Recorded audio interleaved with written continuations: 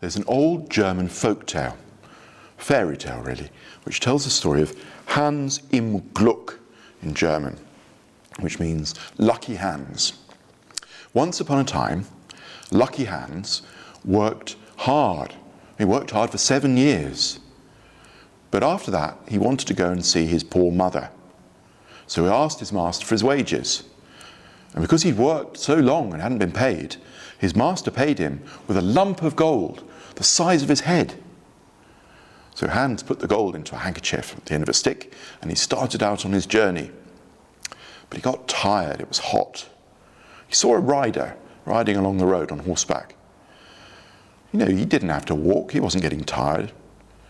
He looked at the ease with which the horse travels, and so he hailed the rider and he said, "I'll tell you what, I'll give you my lump of gold if you give me the horse."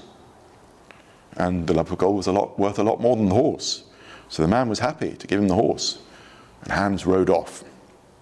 But then the horse bolted. Hans got thrown off.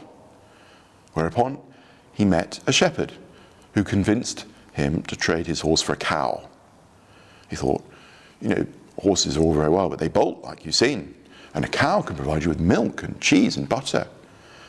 And, you know, if you ride a cow, you're not going to bolt. You won't fall off. So Hans takes up the offer, continues his journey. But then he finds out he's been swindled. The cow isn't producing any milk anymore. So he's a bit disgruntled with the cow. Hans meets a butcher at that point. And the butcher has a pig. He's leading the pig to market. So he swaps the pig for the cow. And he thanks the butcher for the pig. And he sets off riding the pig. And if you see pictures of lucky Hans in Germany, you see a silhouette of a man riding a pig, a young man riding a pig. He's hopeful now that he's found the ideal travelling companion. But alas for lucky Hans, he meets a countryman who tells him the pig's owner is the squire. And he's going to be arrested, if he's not careful, for stealing the squire's pig. So there's another swap. Hans takes this man's goose in exchange for the pig. And he's happy, because when he gets home he can roast the goose and there'll be goose fat for his mum. But next stop goes through a village. He meets a scissor grinder and he tells him his story.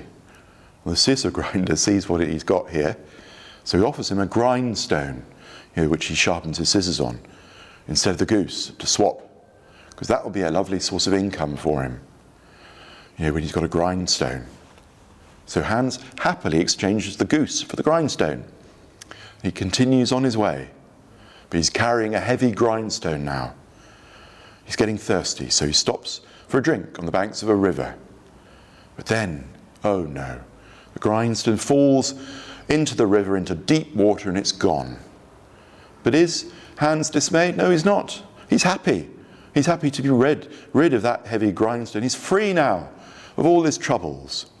And so he walks on, because he's nearly at his mother's house, and he tells her his lucky tale.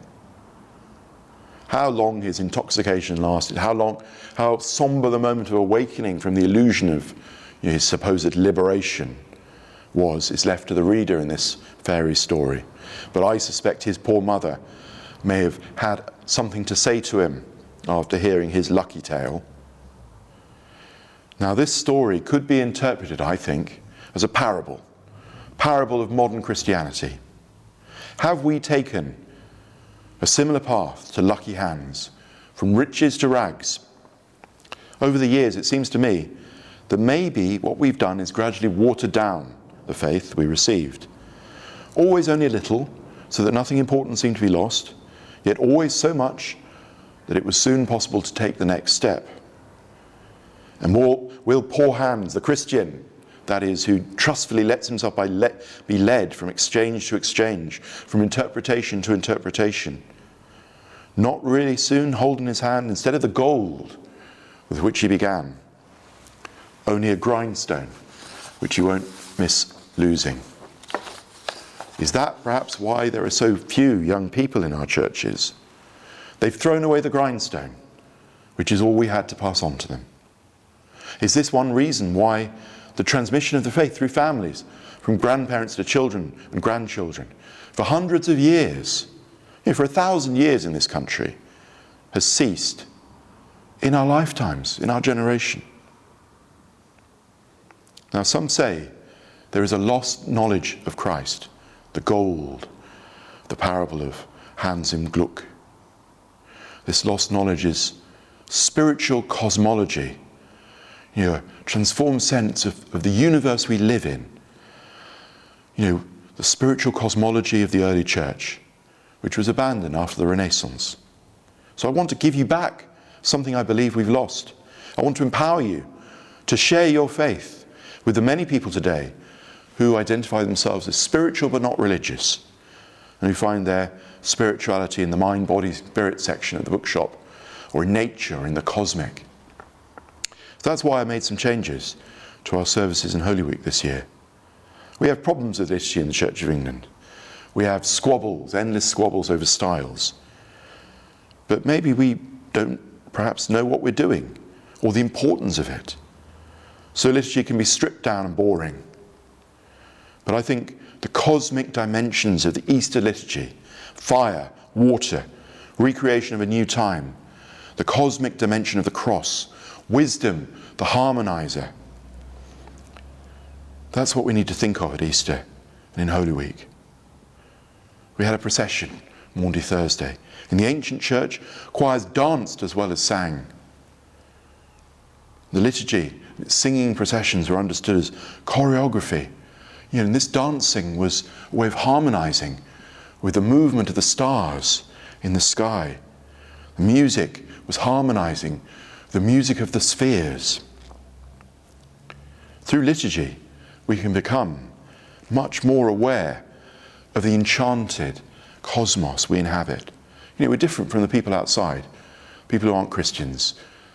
We live in a different universe from them, an enchanted universe, a creation, beautiful, harmonious. They maybe live in just a machine. We can experience this difference. We can't, don't have to just talk about it, we can experience it.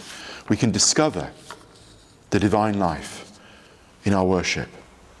The divine life that transcends and transforms all earthly realities.